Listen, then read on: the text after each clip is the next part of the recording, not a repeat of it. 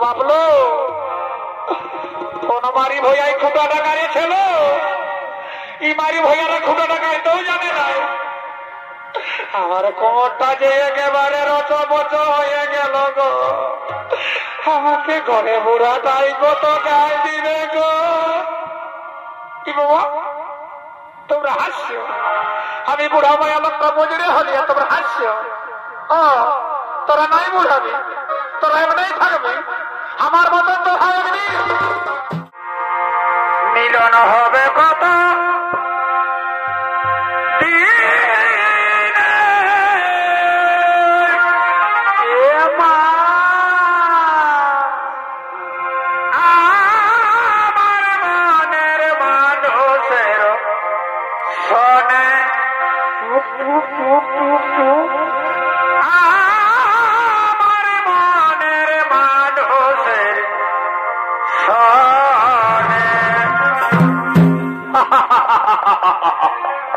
বাচ্চারা বাবা ভালো আছো না গো কেউ কেউ যারা ঠান্ডা নেই ঘুমা আছে ঘুমা হলে রে বাবা এটা বছর দিনের বেলা বটে দেখছো না আমি বুড়া লোকটা দেখে আছি আর তোমার দেখছো না ঘুমা আছো ঘুমা ঠান্ডা ঠান্ডায় যাও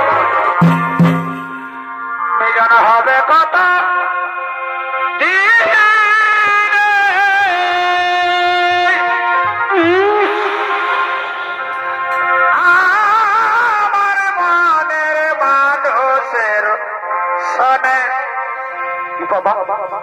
আমার মনের মানুষের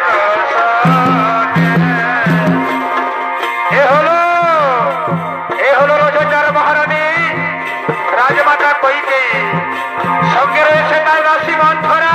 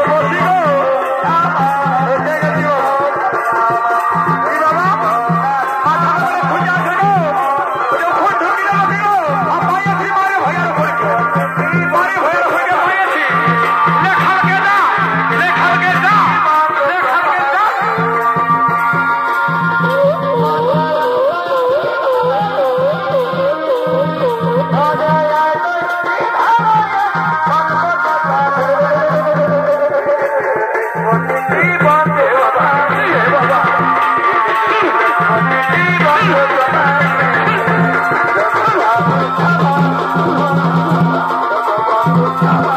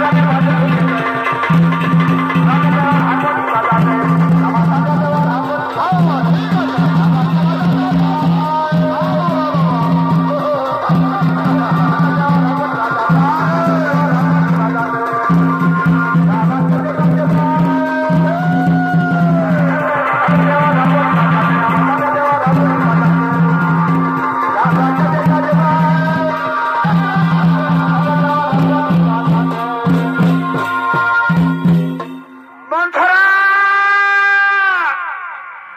ওরে দাসী মন্থরা, ওরে মুখ পুড়ি, কোন দিকে গেলি রে তুই? এইদিকে হে ভগবান, হে হরি, আজ রানী আমাকে কিসের জন্য এত ডাক দিচ্ছে রে বাবা? বলি কই গেই? শুন মন্থরা, সুরে মন্থরা, এই দেখ তোর জন্য কত সুন্দর আমি একটি কোষাগার থেকে সোনার হার নিয়ে এসেছি। হে ভগবান হে হরি, হে ভগবান হে হরি, আজ রানী আমাকে কিসের আনন্দে উপহার দিচ্ছে রে বাবা? আমি তো কিছু বলতে পারছি না। বলি কই কই, কিসের আনন্দে তুমি আমাকে উপহার দিচ্ছ রানী? মন্থরা রে, তুই কি জানিস না আগামীকাল সুপ্রভাতে আমাদের জ্যৈষ্ঠ পুত্র রাম রাজা হবে? সেই আনন্দে তো তোকে মন্থরা আমি একটি সুন্দর গোলার হার দিতে চলেছি।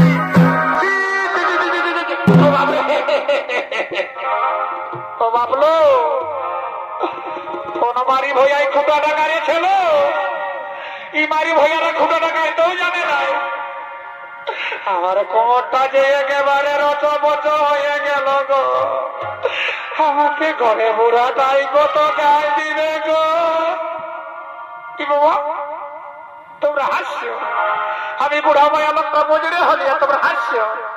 ও তোরা নাই বুড়াবি, তোরা এমনি থাকবি, আমার মতন তো থাকবি। কি বললে রানী? রাম রাজা হবে, সেই আনন্দে তুমি আমাকে উপহার দিচ্ছ। কিন্তু তুমি কি জানো, রাম যদি রাজা হয় তোমার পুত্র ভরত হবে দাস। না মন্থরা, এ কথা তুই বলিস না রে। আমাদের জ্যৈষ্ঠ পুত্র রাম আমার পুত্র ভরতকে সে যে প্রাণের চেয়েও বেশি ভালোবাসে। ভগবান এ ভুল, রানীকে তোকে বোঝাইতে দেব। আমি রানীকে কি করে যে বোঝাতে পারি? কই কে, একটি কথা কান খুলে শুনে রেখো।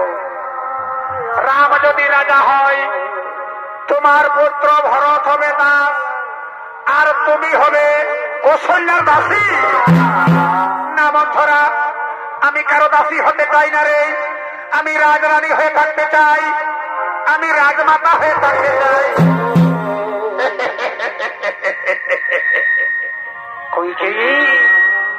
তুমি যদি রাজরানী হয়ে থাকতে চাও তাহলে তুমি আমার কথা মতো চলো, তাহলেই তুমি রাজরানী হয়ে থাকতে পারবে। মন্থরা রে, এই রাজপ্রাসাদে তুই ছাড়া আপন আমার কেউ নেই। তুই একটু বুঝিয়ে বল না রে, আমি কি করব? তুই আমায় যে পথে নিয়ে চলবি আমি সে পথেই চলবো। তুই বল না মন্থরা। বলবো, অবশ্যই বলবো। শোনো রানী, তোমার মনে পড়ে সেই দিনের কথা? দেবাসুর সংগ্রামের সময় মহারাজ দশরথ অজ্ঞান হয়ে পড়েছিল। তখন তুমি তাকে অতি সেবা যত্ন করেছিলে বলে মহারাজ দশরথ প্রাণ ফিরে পেয়েছিল।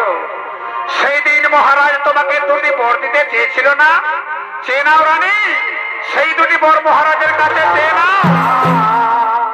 মন্থরা রে, তুই একটু আমায় বুঝিয়ে বল না রে, আমি মহারাজের কাছে সেই কি দুটি বর চাইবো?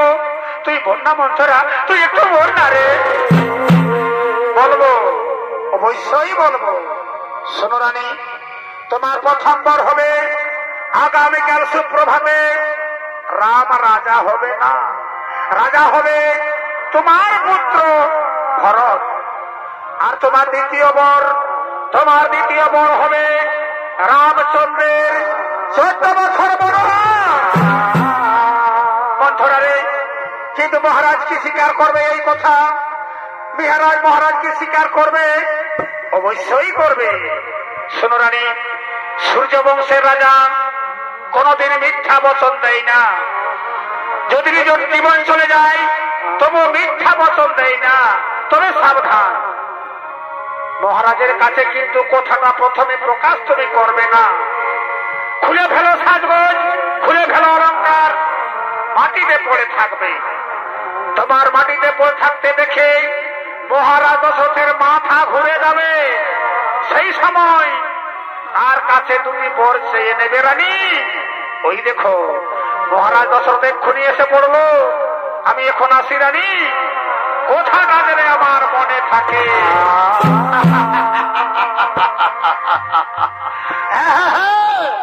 এইবারও সন্ধ্যারা প্রসাদটা দাও দাও করে চলবে। আর আমি দেখি মন্থরা কি করবো জানো? না জানো না? তাহলে শুনো কি করবো আমি।